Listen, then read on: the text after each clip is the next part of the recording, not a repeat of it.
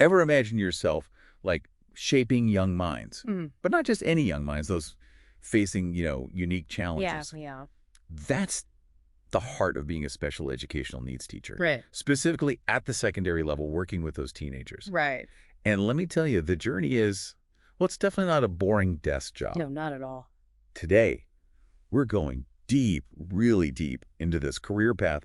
And luckily, we've got RoleCatcher, kind of like our insider guide, right? Absolutely. It's like having that cheat sheet. Yeah, exactly. Because it's one thing to, read the textbook definition of what this job is. Right. But RoleCatcher gives us a glimpse into like the actual day-to-day, the good, the bad, the things that you don't really see until you're in it. And that's invaluable. Hugely, especially if you're serious about this path. Oh, absolutely. Because we're not just talking about, teaching a subject. Right. We're talking about teenagers. And anyone who's been a teenager, has a teenager, knows teenagers. Oh, they're a whole other ballgame. They come with their own complexities. Yeah. And then you layer on top of that the fact that these students, they learn differently. They need like a tailored approach. Yeah. It's about, like you said, it's not just teaching a subject, it's teaching a student.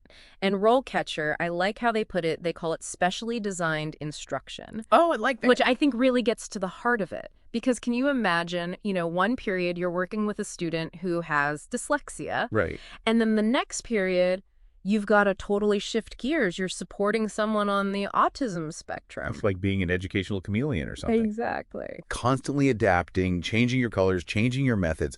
That level of, that's got to be rewarding. But I can only imagine it comes with some serious challenges too. Oh, for sure. It's a lot. And RoleCatcher, to their credit, they don't sugarcoat it. They don't. They talk about the good and the potential downsides. Yeah, the burnout. They mentioned burnout. And that's something I wanted to ask you about, having been, in the thick of it. What are your thoughts on that? It's real. It's definitely something to consider. And honestly, it's something I've faced myself at times because you're so invested in these kids, these students' lives. You celebrate their wins, you share in their frustrations. It's incredibly rewarding, but it can be draining if you're not careful. You have to have those healthy boundaries, that support system in place. It's that emotional resilience, right? Yes, exactly. Yeah. It's not just about having the know-how. It's about having the heart for it. It's both. You got to have both. But I also imagine those high job satisfaction moments, which RoleCatcher did point out. I bet those make it all worthwhile. Yeah. What are some of the things that have brought you, the most satisfaction in this role?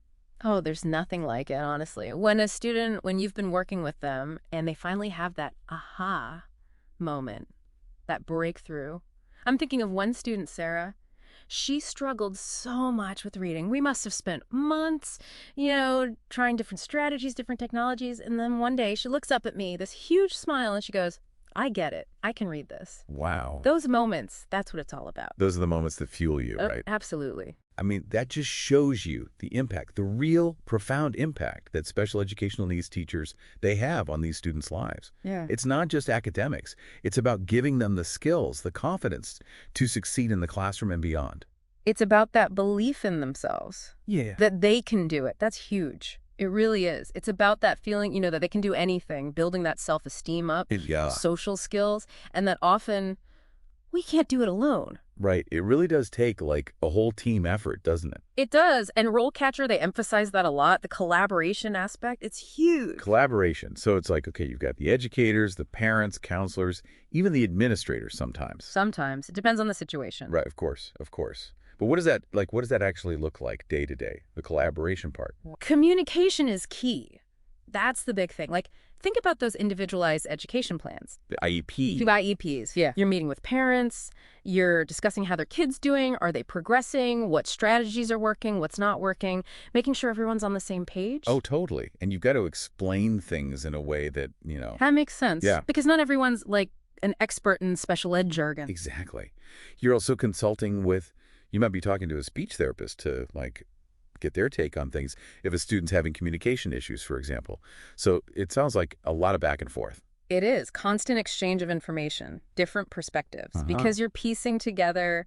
It's like you're a detective almost. Oh, I like that. Educational detective. Right, you're gathering all these clues from the student themselves, from their parents, from other specialists, Observing your students, you're looking at their work, trying to trying analyze. to figure out what's working, what's not. And that takes, oh man, that takes some serious active listening skills. Active listening, and not just with the student, but with everybody involved. Everybody. You got to be And then separate. you've got to be able to communicate all that you're gathering, all those insights, clearly in a way that, to people understand. Because you can't just, throw a bunch of jargon at a parent and expect them to get it. right, and that's got to be, I mean, technology must play a big role in all of this. Yeah. Because RoleCatcher mentioned that, how tech is really, like, changing the game in this field. Oh, it's huge. Technology, I mean, where do I even begin? We've got software now that creates those learning plans, specifically tailored Wow. to that individual student's needs. And then there are apps, so many apps. Some of them help students who are nonverbal communicate, like they use pictures or symbols. That's incredible. It is. And we've even got virtual reality stuff now. For students who don't do well in a traditional classroom setting, VR can create these like immersive learning experiences. It's mind-blowing, some of the things they're coming up with. It really is. It's like a whole new world of possibilities. Like, I'm picturing, a student who has dyslexia. They're using text-to-speech software, and they're able to access information independently.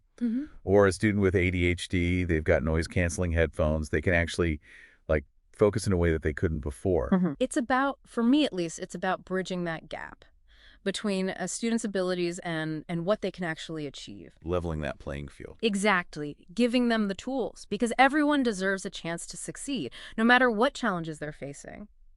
What about you? What kind of tech do you see yourself? Like, if you were in this role, what would you be most drawn to? I find the assistive technology part fascinating, Yeah. especially for students who have those communication challenges. I was reading about this device, and it allows people with limited mobility to control a computer, but just with their eye movement. Wow, just with their eyes. Just their eyes.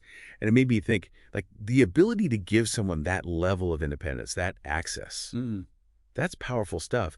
But I think beyond any one tool, it's that willingness to adapt, to be open to new technologies as they come out. Just because things are Yeah. changing so fast. Oh, constantly. You got to be ready to learn and adapt. Being tech savvy in this field, it's not even optional anymore. It's essential. Yeah. But, even with all the amazing technology we have, and we're going to have even more, we can't forget the human element. Right, because at the end of the day, it's about connecting with those students on a human level. Yeah. It's the empathy, the ability to understand their needs. And I think that becomes even more important, that human element, as you move up in your career, if you take on those leadership roles. Absolutely. You're not just working with students at that point. You're advocating for change, maybe even at the policy level. Speaking of career progression, RoleCatcher, they outline different stages of, a special educational needs teacher's career path. And what I found interesting wasn't so much the titles, but how the work itself changes. Oh, yeah. It definitely evolves. Like someone who's just starting out, they're probably focused on, getting those teaching strategies down, modifying the curriculum, making sure those IEPs are implemented. basics. Yeah, the fundamentals. But then as they get more experience, they might be leading those IEP meetings. They might be developing those behavioral intervention plans or even mentoring other teachers. Right. You start taking on more responsibility. It's not just about you and your students anymore. And then you hit those more senior roles, and you might be like leading a team of educators. Right. Or you're the one advocating for those policy changes. You might even be doing professional development for your colleagues. Yeah, your reach gets much wider. You're shaping the approach to special education as a whole. That must be incredibly rewarding to see your impact on that scale. It is, but it's not without its challenges, that's for sure. I mean, early on in my career, I remember I was tasked with leading an IEP meeting. Okay, yeah, those can be intense. They can be. And this particular student, they had really complex needs. But the administrator who was supposed to lead the meeting, something came up, they were unavailable, and I was the only one who could step in. And I was like brand new to the job. Oh, wow. Trial by fire. Yeah, pretty much. I remember feeling this wave of panic because I was still figuring things out myself. And here I was responsible for this meeting with parents, specialists, administrators, all these different perspectives. And the information was sensitive. It was a lot. Oh, wow.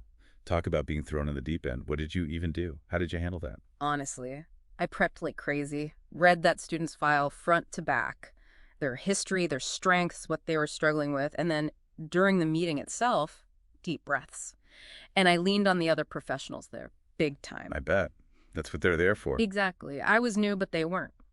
I learned a huge lesson that day. Even when you think you're an over-your-head collaboration, it can be a lifesaver. Right. Literally. It's amazing how those moments, they really show us what we're capable of, right? Our own resilience. Yeah. It sounds like teamwork is, like, essential in this field. Absolutely essential. You could have all the knowledge in the world, the skills, but if you don't have that support system, that willingness to work together, you won't be as effective, that's for sure. And, that whole teamwork thing, it's important even when you're job hunting. Which, speaking of, we were going to touch on RoleCatcher's AI tool, the resume one. Oh, yeah. It's kind of wild when you think about it. Your resume, it might be a computer program that looks at it first before a human even sees it. Yeah. So how do you stand out when AI is like the gatekeeper? Right. It's the future, kind of scary. But RoleCatcher had a good point. They said use the same language that's in the job description itself, like word for word, because those algorithms, those programs, they look for keywords. So it's not enough to just have the experience. You have to describe it the right way. Pretty much. Like if they want differentiated instruction, don't say tailored learning, even though it means the same thing. Wow. So you really do have to speak the algorithm's language. You do. But it's not about being fake, it's about being smart. Get your skills across, but in a way that both a computer and a person will get. It's a whole new world out there, that's for sure. But at the heart of it, I got to believe it's still about that human connection, right? No computer program can replace the passion, the empathy, all those things that make a great special ed teacher. So for anyone listening who's thinking about this path, if you could only say one thing in an interview, something truly uniquely YU, what would it be? What makes you perfect for this? Let that shine through and you'll be amazing. And on that note, we'll wrap up our deep dive into the world of special educational needs teachers. Until next time, keep those questions coming and we'll keep diving deep.